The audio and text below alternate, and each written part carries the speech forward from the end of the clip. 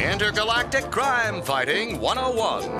Hello and welcome to another edition of Intergalactic Crime Fighting 101. Today's lesson, how to spot a supervillain. Any villain worth his weight in evil will display the following characteristics. Subtlety. You fool! You moron! You twit! Composure. No! No! Locked out again! Maturity. Chicken? A trusty sidekick. Lawrence! Right here, sir. And as always, laughter.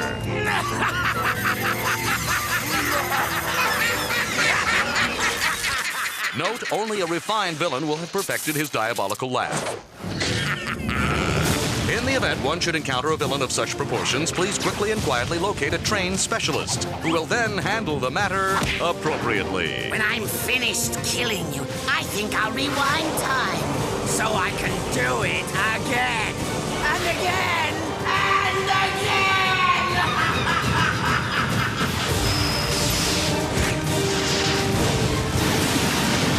Ratchet and Clank Future, a crack in time. Take this, and now, victory! In your face!